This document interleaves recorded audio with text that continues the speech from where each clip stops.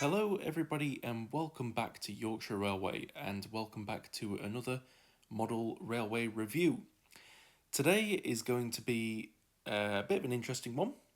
Basically, we are going to be looking at, spoiler, the worst piece of rolling stock I have ever purchased. And this isn't me like putting it bluntly, is like, this is just awful in every single way. So enjoy at your leisure this horrible, horrible thing that unfortunately Hornby have put together, sadly, with the National Railway Museum. And without further ado, I'm gonna do this in a special way, just to make it a little bit less of a hurtful thing to me. Let me move the Flying Scotsman back. Dun, dun, dun, dun. Celebrating 100 years of the Flying Scotsman box wagon. Yes. Now, I hope everybody is sitting down because I'm going to reveal the price that you have to pay to get this wagon from the National Railway Museum. Comes in a variety of colours, and I'll get to that. But this cost me, drum roll,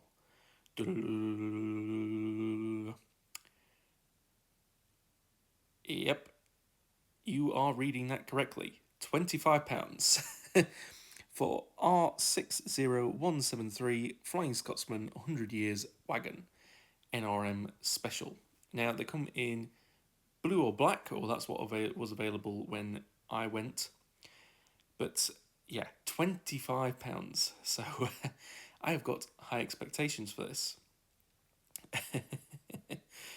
Yeah, I mean, first thing to say, it's not a bash really on Hornby or the NRM.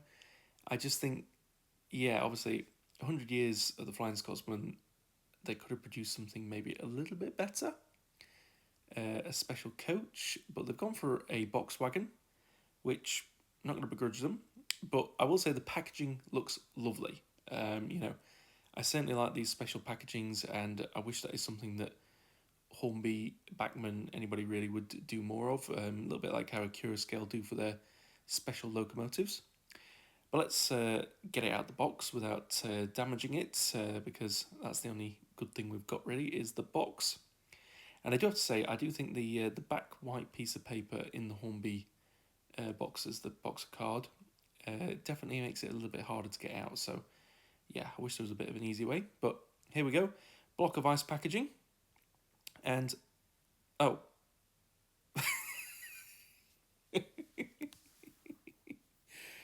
oh, have I broken it? Oh,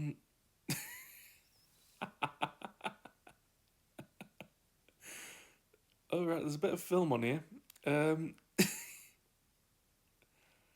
what is happening?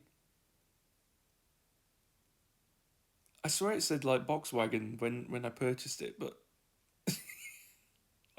I've, I can't. If I've seriously broken this already, like what? It's I honestly, if I've broken this, this is the easiest way to break £25, everyone. Um, oh, I'm sorry about this. I know everyone's come for a model review, but oh, this is taking the biscuit. Does it just sit on there? There's so much wiggle room. There's like half a centimetre of wiggle room. I mean, at least it's got 10 metal wheels. I mean, that's all it seems to have got going for it at the minute. Yeah, I just can't get over this. Oh, let's have a look. Yeah. Oh my god. Well, there is one thing. at, at least it's free rolling. Yeah, we could tick that off the list. What on earth? What have I bought here? This is, yeah, this is just.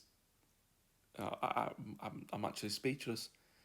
I didn't think that Hornby could make me speechless, and when they're good, but today they're bad, really, really bad. I mean, this is something else. But anyway, let us move on. We're going to do a free roll test, and just going to see basically how it runs up and down the point work. Obviously, my point work is a little bit complicated, so yeah, it just gives it a little bit of um, a sample, really. It seems to be doing okay. It's very free rolling. I will give it that. Although it is very light. So, well, I mean, as you've seen, there is no weight in this. The weight is literally coming from the chassis, which shocker is made of plastic. So yeah, it's incredibly light. But yeah, it's not bad. It's certainly got enough momentum, given a shove to roll itself. Managing the point work absolutely fine. Managing the hexes, crossovers, yeah, imagining them fine. No complaints in that department. Yeah, the only thing I can apologise for is my lighting. This video was filmed a little bit ago, as you can tell by the track work, and yeah, the middle lighting did have the blue and the white lights on, and I realised that yeah, sometimes that affects on my camera. So that's all I can apologise for, really, and the fact that well, I hope you're still watching, but I imagine everyone's tuned out by now because this is seriously as good as we're probably getting. There we go, hit buff. Well, it hit something, and the top flew off. So yeah, that's that's what we've got to look forward to with this. Yeah, I think let's just have a look at it a bit in closer detail, and we'll send it for a run. Right, so let's have a look at this monstrosity in closer detail. And I mean, I shouldn't say monstrosity actually, because looking at it up close, I will say some good things. It's got some really good moulding. The riveting, I don't know if you can quite see that on camera, but the riveting around the chassis is absolutely perfect. It's very well detailed. The planks on the top, absolutely fine. I've also found out this is not a box wagon; it's a conflat. Explains why it can come off, but I don't know why they've decided to go that route to not a box wagon. A bit of a strange one, but anyway. Yeah, the detail on the actual container is great, and on top of there, we've got rivets and planking as well. So that's great to see on the bottom of the chassis, or should I say the top of the chassis. The only thing I really don't like is we've got these hideous D-type couplings still, so it's a really old tooling that's been hashed together by Hornby to make a quick buck, and like a sucker, I've fallen for it. Underframe's a little bit lackluster, because let's face it, it's a railroad edition. You can't even take those D-types off. So yeah, not brilliant. The printing on the front, that's absolutely fine as well. It's certainly managed to go over the planking absolutely fine. We've got the running number for the Flying Scotsman on there, as well as the 100 years of service sort of badge. But what I'll do now is I will connect this thing. Yeah, I don't really want to call it a wagon. Just this absolute waste of money. To the Flying Scotsman, and we'll send it for a run round the layout. How about that? And giving her some juice. Off it goes. I'll put it at behind the tender. Just thought that would be a little bit better, I think. But here we go. We've got the Flying Scotsman pulling this horrible wagon from Hornby and a lovely rake of railroad Gresley coaches. Now, I hate bashing on Hornby because at the end of the day, I do like Hornby as a company. I think they do a lot for the hobby, but they do stuff like this and you just can't even defend them against it, because they do something and it's just to make quick money, and it's always horrible products. You've got this. They could have made a nice wagon for the Flying Scotsman's 100th birthday, But no, they didn't. They've come out with this railroad tooling, charged £25 for it, which is extortionate for what it is, and slapped it in a nice pretty box. It's just wrong. And they do it all the time. You know, they've got the Beatles range, which notoriously everyone doesn't really like unless you're an avid Beatles fan. Everyone just makes jokes about it, is that they're just railroad tooling, horrible 040 locos that they just slap stickers on, and away they go. But anyway, let's have some ratings, shall we? Because let's just get this over with. Okay, it's time for everyone's favourite part, which is the ratings. So this is for the Hornby 100 Years of the Flying Scotsman wagon, in quotation marks. It's a conflat. But anyway, performance, surprisingly, I've awarded 4 stars.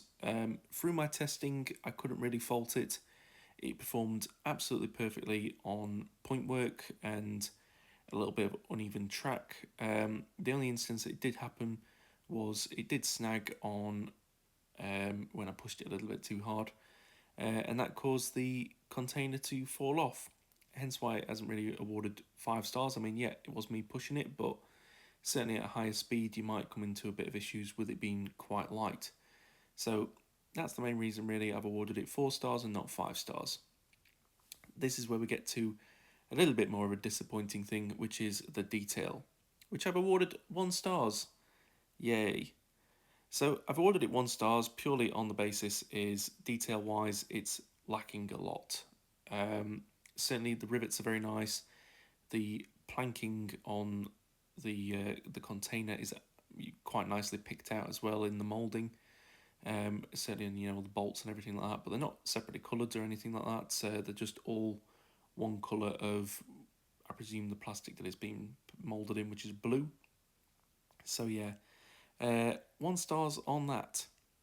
Livery brings it back up. I've awarded it 4 stars. Might be quite generous, but I do think that the colour is definitely very nicely applied. Those bits that are painted, there's no paint bleed or anything like that on the roof and on the actual container itself. So that's quite nice as well. And on the actual flatbed truck, you've got the separately painted planks on the top as well as the sides as well. So yeah, that's quite nice.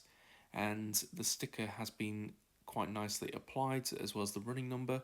The only thing of my only criticism of it, due to the nature of it being a planked wagon, a planked container, you can slightly see, and this picture does highlight it a little bit better, where the vinyl sticker hasn't actually managed to go into the grooves, and therefore you get this sort of blue lining through it. I imagine on the black model it's probably not as noticeable, but I've got the blue one, and the only reason I got a blue one is because I also have a British Railway blue Flying Scotsman, so I thought, oh, it'll match quite nicely with that. Doubt I'll probably ever be using it again, but hey ho. But yeah, that's why the livery has got 4 stars and not 5 stars. I reckon if the 100-year sticker was applied perfectly, yeah, I probably would award it 5 stars. I can't really fault it other than that. Then we go back down, quality. 2 stars, yay. So the only thing that I can say in terms of quality that makes this a quality item is that it has turned metal wheels and relatively nice looking planking work on both the container and the flatbed.